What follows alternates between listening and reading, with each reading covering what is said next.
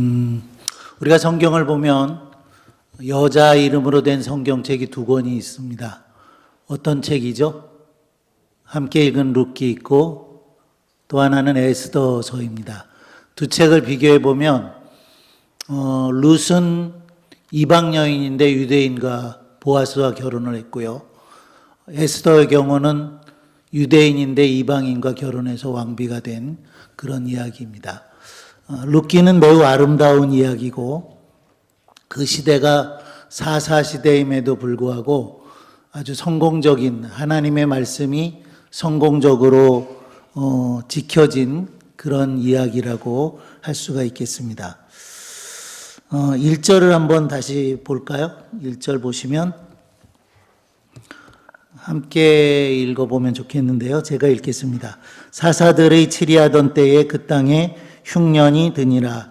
유다 베들레헴의 한 사람이 그 아내와 두 아들을 데리고 모압 지방에 가서 우거하였는데 그랬습니다. 사사 시대를 배경으로 하고 있는 책이 바로 룻기라고 하는 것을 얘기하고 있는데, 자, 사사 시대 그러면 어두운 시대였죠. 암흑의 시대였고, 사사 시대의 사사기에 가장 많이 나오는 단어는 밤이라는 단어라고 볼 수가 있겠는데요. 그렇게 어두운 시대가 사사시대였는데 그 사사시대가 어떤 시대였는지 사사기 25장 마지막 절에 이렇게 말씀하고 있죠. 어떻게 말씀하고 있습니까? 이때에 이스라엘의 왕이 없으므로 사람마다 자기 소견에 옳은 대로 행하였더라 했던 시대가 바로 사사시대입니다. 사사시대에 보면 하나님께서 이스라엘 민족을 징계하는데 주변에 있는 이방 나라들을 통해서 이스라엘 백성들을 괴롭히게 하셨고, 그때에 이스라엘 백성들이 깨닫고 다시 돌아오고 회개하고 평안을 누리는 것을 보게 되는데, 룻기의 시작을 보면 그 땅에 흉년이 들었다라고 말씀하고 있습니다. 흉년도 하나님의 징계 중에 하나이죠. 하나님께서 이렇게 흉년을 들게 하셨는데 유다 베들레헴에 살고 있었던 한 사람이라고 여긴 되어 있는데요. 2절에 보면 그 가족들의 이름이 다 나오고 있어요.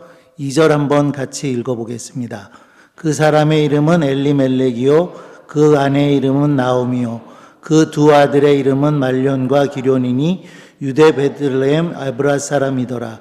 그들이 모압 지방에 들어가서 거기 유하더니라고 말씀되고 있어요.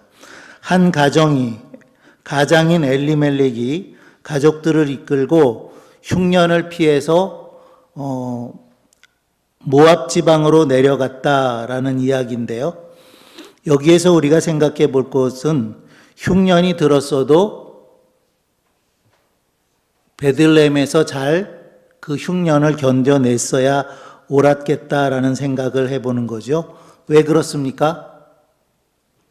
모압 땅에 갔다가 오히려 더 큰 재앙을 만났다라는 사실들을 우리가 보게 되는데요. 21절에 보면 나오미가 이렇게 말합니다. 내가 풍족하게 나갔더니 여호와께서 나로 비어 돌아오게 하셨느니라. 여호와께서 나를 징벌하셨고 전능자가 나를 괴롭게 하셨거늘 너희가 어찌 나를 나오미라 칭하느뇨, 이렇게 말씀하고 있는 것을 보게 되는데, 이 엘리멜렉의 가정은 가난한 가정이 아니었다는 거죠. 풍요로운 가정이었음에도 불구하고 흉년의 때에 가진 것이 제법 있었는데 이웃과 나누기보다는 그 흉년을 피하기 위해서 이방 땅으로 옮겨가게 되었다라는 사실을 말씀을 하고 있습니다. 엘리멜렉이라고 하는 이름은 하나님은 나의 왕이시다, 이런 이름이고요. 나오미라고 하는 이름은 무슨 뜻일까요? 나오미는 희락, 기쁨, 즐거움, 그런 뜻입니다. 그런데 나오미가 모압에 갔다가 돌아와서 하는 말이 나를 말하라 칭하라 이렇게 말합니다. 20절에 보시면 그랬어요. 나오미가 그들에게 이르되 나를 나오미라 칭하지 말라. 무엇이라고 칭하지 말라는 거예요? 기쁨이라고 즐거움이라고 칭하지 말아라. 말하라고 칭하라라고 말하고 있는데, 말하는 무슨 뜻인지 아시죠? 쓰다라는 뜻입니다. 쓰다라고, 나를 나옴인데 쓰다라고 불러달라라고 시작이 되어서 룻기 4장 끝나는 것을 보면 4장 14절에 이렇게 말씀되고 있어요. 여인들이 나오미에게 이르되 찬송할지로다. 여호와께서 오늘날 내게 기업 물을 자가 없게 아니하셨도다. 아이의 이름이 이스라엘 중에 유명하게 되기를 원하노라. 이렇게 말씀돼서 큰 틀에서 룻기를 보면 룻기는 마라로 시작이 되는데 무엇으로 끝나는 책입니까? 찬송으로 끝난다는 거예요. 하나님의 징계를 받아서 흉년이 들었는데, 흉년에 모압 땅으로 이주를 갔다가 제일 먼저 남편 엘리멜렉이 죽음을 당했고요. 그런 가운데 또 나오미는 그 두 아들 말론과 기론을 모압 여인들과 결혼시켜서 오르바와 룻을 잡으러, 아내로, 이렇게 며느리로 맞이하게 되었다는 거죠. 그런데 10년쯤 지나서 무슨 일이 일어났어요? 두 아들이 다 죽었다는 겁니다. 그래서 남은 식구가 몇 명이었냐면 5절에 보면, 5절 한번 띄워주실래요? 함께 읽어보겠습니다.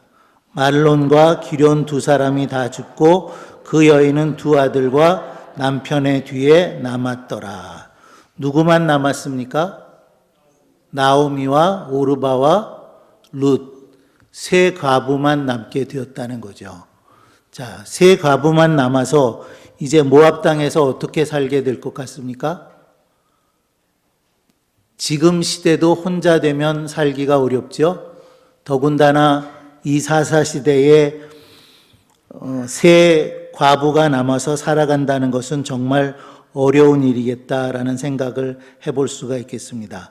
그런 중에 나오미가 하나님께서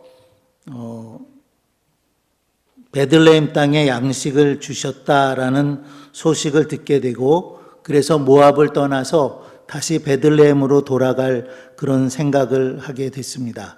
그러면서 두 자부에게 말하죠. 너희들도 각각 너희의 인생을 살아가도록 하라고 두 자부를 보내게 되었다는 거죠.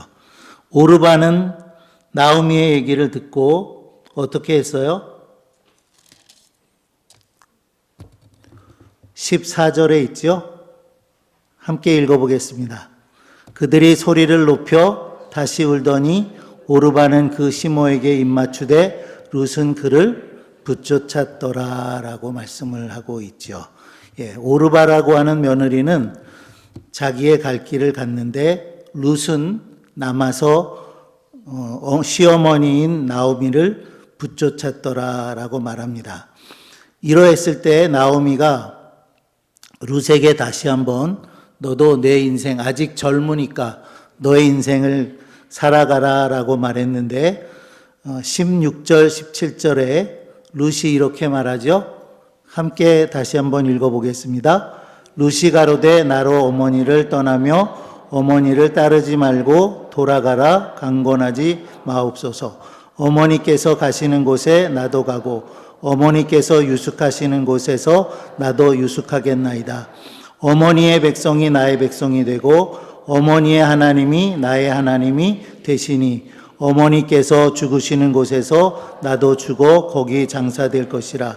만일 내가 죽는 일 외에 어머니와 떠나면 여호와께서 내게 벌을 내리시고 더 내리시기를 원하나이다 라고 말하고 있는 것 우리가 볼 수가 있습니다.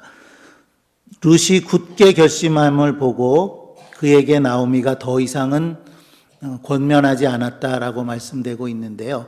룻이 거의 목숨을 걸고 생명을 같이 하겠다 그런 이야기를 하고 있죠.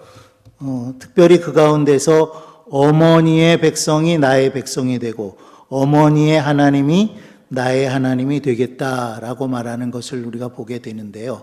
우리가 룻의 이 말을 보면서 두 가지를 생각해 볼 수 있습니다. 첫째는 어떤 생각을 해볼 수 있냐면 룻이 참 효부다라는 생각을 해볼 수가 있겠죠. 혼자 대신 왜 자기의 갈 길을 가지 않았을까요? 아직 젊어서 얼마든지 재혼할 수 있고 자기 고향에서 잘 살 수 있는데 왜 어머니를 붙쫓았습니까? 연로하신 어머니 나오미가 혼자 베들레헴에 돌아가서 어떻게 사실까? 그것이 염려돼서 어머니를 떠나지 않겠다는 거죠. 어머니를 봉양하기 위해서 어머니와 함께 하겠다는 그런 마음이 룻의 첫 번째 마음이었다는 겁니다. 두 번째는 어떤 마음이었을까요?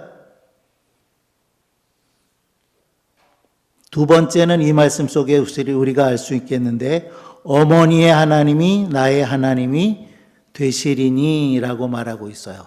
무엇의 문제입니까? 신앙의 문제라는 거죠. 내가 어머니의 이미 나오미를 통해서 나오미가 하나님께 징계를 받고 하는 모습을 보기는 했습니다마는 그래도 나오미가 섬기는 하나님을 나도 섬기겠다라고 말하고 있는 거죠. 모압에는 그모스라고 하는 우상을 섬겼는데 그 그모스는 어린아이를 잡아서 불에 태워서 제물로 바치는 그런 신이었습니다. 그런 신을 섬기기보다는 어머니의 하나님 여호와 하나님을 나도 섬기겠습니다라고 말하고 있다는 거예요. 첫째로는 어머니께 효도를 다하겠다는 룻의 마음이었다는 것이고, 두 번째로는 어머니가 섬기는 하나님을 나도 섬기겠다라는 그 마음을 룻이 보여주고 있다는 거죠. 자, 우리가 오늘 어버이날을 맞았는데요. 무엇을 해드렸습니까? 어떻게 기쁘게 해드렸습니까? 아무것도 안 하셨군요. 예. 저는 막내 아들한테 카드를 한 장 받았습니다. 예. 초등학교 5학년인데 한 2학년 수준으로 쓴 것 같더라고요. 예. 자, 어쨌든 부모님들이 가장 좋아하시는 건 뭐겠어요? 예. 현찰을 가장 좋아하신다고 그러죠. 그러나 부모님이 정말 좋아하실 일은 자녀가 부모님과 신앙을 함께하는 것이라고 믿습니다. 그런 의미에서 자녀된 우리가 부모님과 신앙을 함께할 것이고, 오늘 경로대학이 있었는데 우리 임준무 목사님은 부모님이 자녀들에게 전화를 하라고 그렇게 이야기를 하시더라고요. 예. 아마 우리가 부모님이 전화하시면 무슨 얘기 하실 것 같아요? 야, 계좌번호 알려줄 테니까 돈 넣어라. 이런 말씀 하시겠습니까? 그런 말씀 하시기보다는 무슨 말씀을 하시면 더 좋겠어요? 예, 아까 전화하는 거 보니까 사랑한다 말을 하는 게 참 중요하지요. 부모님이 자식을 사랑하지만 사랑한다고 표현하기는 참 쉽지 않은 것 같아요. 우리가 익숙하지 않은 것 같아요. 아들아 사랑한다 그렇게 표현하셔야 될 것 같아요. 우리 은수도 그 학교에서 생활하고 있기 때문에 학교에서 전화가 왔어요. 갑자기 아침에 아빠 문자 보냈는데 빨리 답 좀 잘 써서 보내줘 그러더라고요.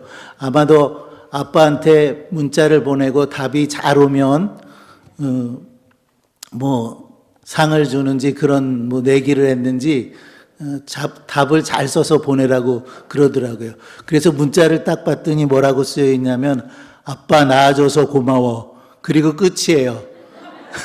그래서 제가 썼어요. 야, 박은수 이렇게 짧게 쓰고서는 뭘 아빠한테 글을 잘 써서 보내라고 하니 그러면서도 제가 글을 다시 쓰면서 건강하게 잘 자라줘서 고맙다. 남을 위해서 살아가는 그런 멋진 아들이 되기를 바란다. 사랑한다 아들아. 그렇게 문자를 보냈습니다. 중요한 일이죠. 우리가 서로 다 사랑하고 있는 거 알아요. 자녀가 부모 사랑하고 있는 거 알고 부모가 자녀 사랑하고 있는 거 너무나 당연한 일이죠. 그러나 표현하지 않으면 사랑이 아니다 그런 말이 있는 것처럼 서로 사랑한다는 표현을 하실 수 있기를 바랍니다.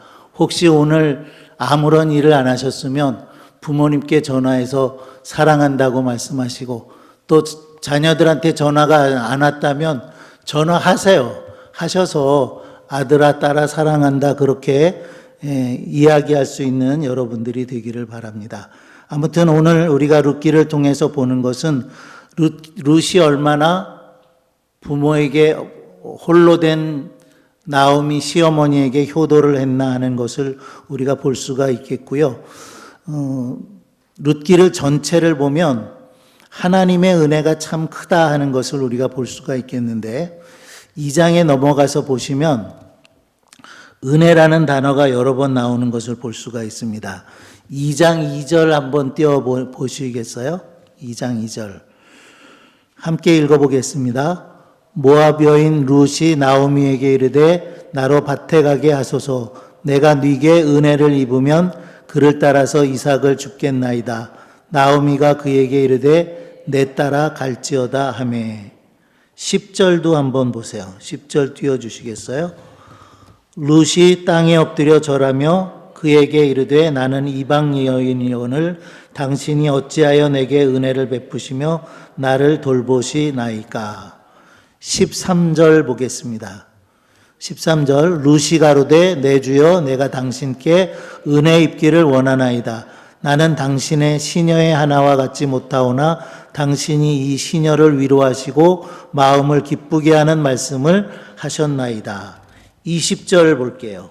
20절 나오미가 자부에게 이르되 여호와의 복이 그에게 있기를 원하노라. 그가 생존한 자와 사망한 자에게 은혜를 베풀기를 그치지 아니하도다. 나오미가 또 그에게 이르되 그 사람은 우리의 근족이니 우리 기업을 물을 자 중에 하나이니라. 은혜라는 말씀이 계속해서 나오죠. 은혜를 입었다. 은혜를 베푼다. 은혜를 베풀기를 그치지 아니한다. 이런 말씀을 보게 되는데, 성경 속에서 가장 많이 나오는 이야기가 뭘까요? 은혜지요. 우리가 하나님의 은혜로 삽니다. 은혜 없이 살 수 없어요. 그래서 오늘 말씀 속에도 보면 은혜를 구하고 은혜를 베풀었다고 하는 그런 말씀들을 많이 보게 되는데, 누가 누구에게 은혜를 베풀었습니까? 나오미와 룻에게지요. 룻에게 누가? 보아스가 은혜를 베풉니다. 그 보아스가 은혜를 베푸는 것을 보면 예수님께서 우리에게 베푸시는 그런 은혜를 생각해 볼 수가 있겠는데요. 룻기 마지막 부분을 한번 보겠습니다. 마지막 부분에 보면 족보가 나오고 있어요. 그리고 룻이 보아스와 결혼해서 아들을 낳는데 이름을 오벳이라 하라 그랬고, 그는 다윗의 아비인 이새의 아비였더라 그랬는데, 18절 아래로 보시면 이렇게 말씀되고 있죠. 베레스의 세계는 이러하니라. 베레스는 헤스론을 낳았고 헤스론은 람을 낳았고 람은 아미나답을 낳았고 아미나답은 나손을 낳았고 나손은 살몬을 낳았고 살몬은 보아스를 낳았고 보아스는 오벳을 낳았고 오벳은 이새를 낳았고 이새는 다윗을 낳았더라 라고 말씀하고 있는데요. 마태복음 1장을 한번 가서 보겠습니다. 룻기를 잡고 마태복음 1장을 보게 되면 아브라함과 다윗의 자손 예수 그리스도의 세계라 하면서 족보가 나오고 있는데요. 2절에 이렇게 말씀되고 있습니다. 아브라함이 이삭을 낳고 이삭은 야곱을 낳고 야곱은 유다와 그의 형제를 낳고 유다는 누구에게서? 다말에게서 베레스와 세라를 낳고 베레스는 헤스론을 낳고 헤스론은 람을 낳고 람은 아미나답을 낳고 아미나답은 나손을 낳고 나손은 살몬을 낳고 살몬은 누구에게서요? 라합에게서 보아스를 낳고 라합은 그 앞에 무슨 단어가 붙죠? 기생 라합이에요. 그 기생 라합에게서 태어난 사람이 보아스다라는 겁니다. 이 족보를 보면 다말로부터 족보가 꼬여요. 유다는 다말에게서 그랬는데 다말은 유다의 며느리입니다. 며느리로부터 어떻게 유다가 시아버지가 자식을 낳았을까 그런 생각을 하게 되고요. 또 기생 라합을 통해서 라합도 가나안 사람이죠. 가나안 사람을 통해서 보아스를 낳게 됐다라는 것이고 또 보아스는 누구에게서 룻에게서 오벳을 낳아서 결국은 그들을 통해서 다윗 왕이 태어났다는 것이고 결국에는 누가 태어나세요? 예수 그리스도가 태어나셨다고 하는 사실을 우리에게 말씀하고 있다는 거죠.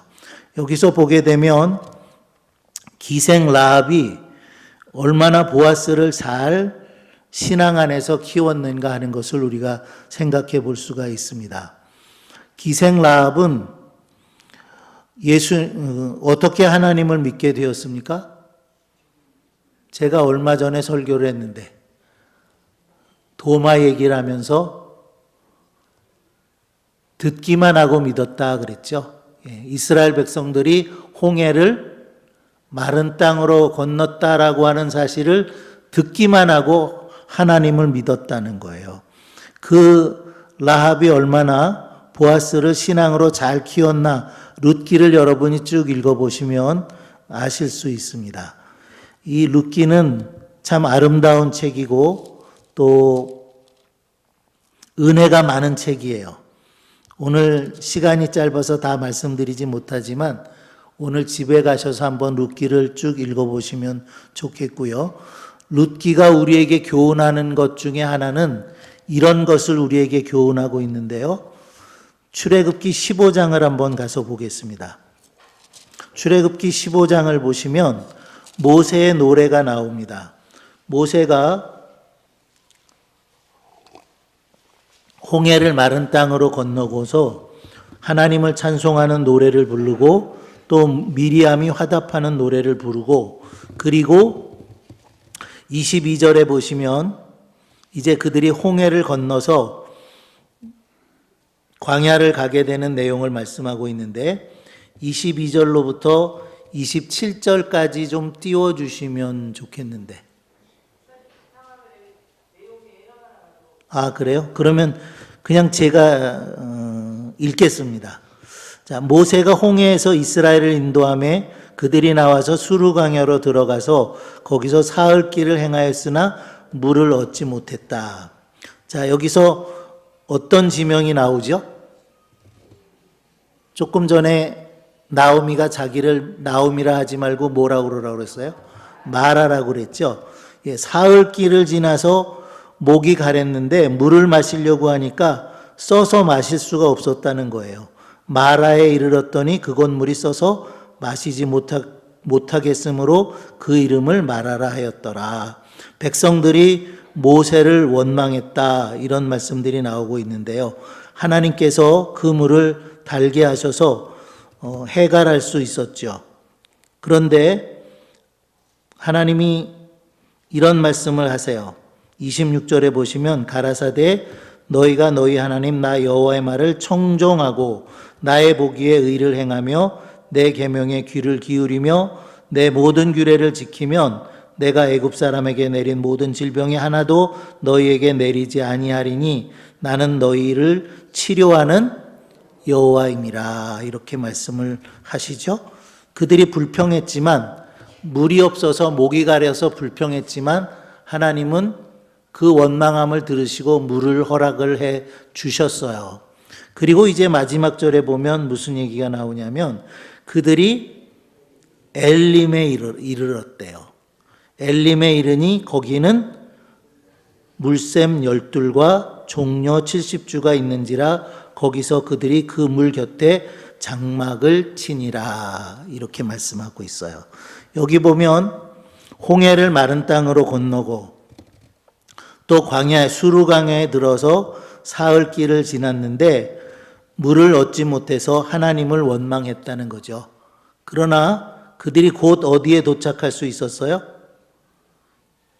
엘림에 도착할 수 있었다는 거예요. 물이 얼마든지 있는 물샘이 몇 개 있었다고요? 물샘 12, 종려 70주가 거기에 있었다. 조금 어떻게 했으면 좋았을까요? 조금 참았으면 좋았겠죠. 예. 사흘길 가고 목이 말라서 하나님을 원망했는데 조금 참았으면 어디 갔어요? 엘림 갔죠. 예. 룻기를 우리가 보면서도 그런 교훈을 얻게 되는 것 같아요. 엘리멜렉과 그 가정이 흉년이 왔을 때 어떻게 했어야 됐을까요? 조금 참았어야 되는 거죠. 신앙이라는 것은 인내하고 견디어내는 것이라고 생각이 됩니다. 오늘 우리가 룻기를 통해서 룻이 얼마나 시어머니 나오미에게 효도를 했는가 하는 것을 함께 읽었습니다마는 또 한 가지 교훈을 얻기는 우리가 어떤 어려움을 당할 때, 시련을 당할 때 조금 참자는 겁니다. 인내하자는 거죠. 인내하면 어떻게 된다고 그러셨어요? 야고보서에 보면 너희가 여러 가지 시련을 만나거든 시험을 만나거든 기쁘게 여기라. 조금 참으면 인내하면 구비하여 온전하게 되리라 말씀하시죠. 인내할 수 있는 우리 성도님들이 다 되시기를 바라고 또 어버이날을 맞아서 우리가 부모님들께 효도하고 또 자녀들은 주의 교양과 훈계로 가르칠 수 있는 부모님들이 다 되시기를 바랍니다. 기도하겠습니다. 하나님 아버지 은혜를 감사합니다. 오늘 어버이날 수요 기도회로 모였습니다. 룻기를 통해서 룻이 얼마나 시어머니 나오미에게 효도했는지 우리가 함께 교훈을 얻었습니다. 또 엘리멜렉과 그 가정이 흉년을 맞아서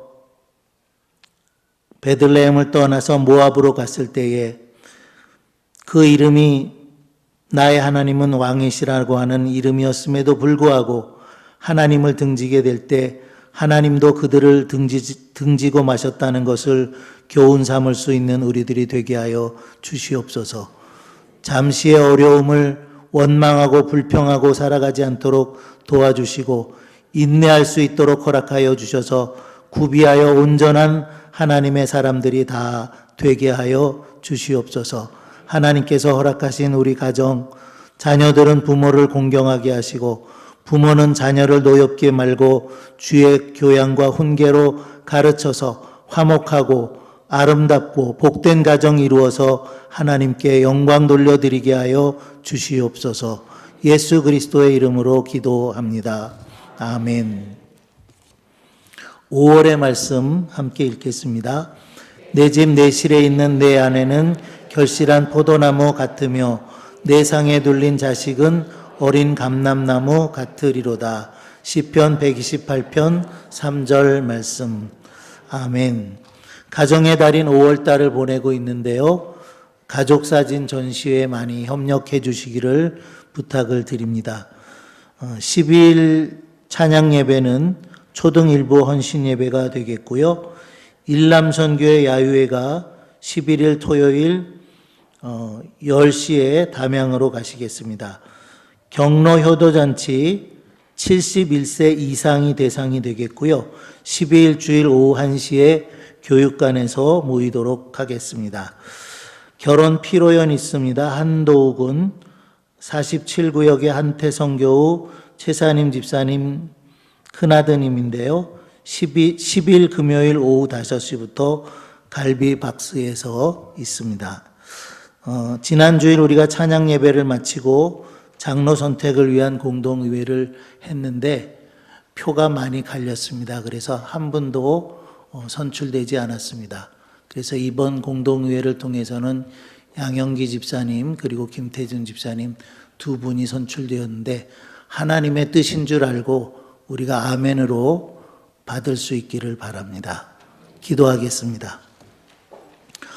우리 주 예수 그리스도의 은혜와 하나님 아버지의 극진하신 사랑하심과 성령님의 교통하심이 어버이날인 이 수요기도에 나와서 더욱 부모님을 공경하고자 마음에 작정하며 또 허락하신 자녀들을 노엽게 말고 주의 교양과 훈계로 양육하고자 하는 사랑하는 우리 정읍중앙교회 모든 지체들 위해 이제로부터 영원토록 함께 하시기를 축원하옵나이다. 아멘.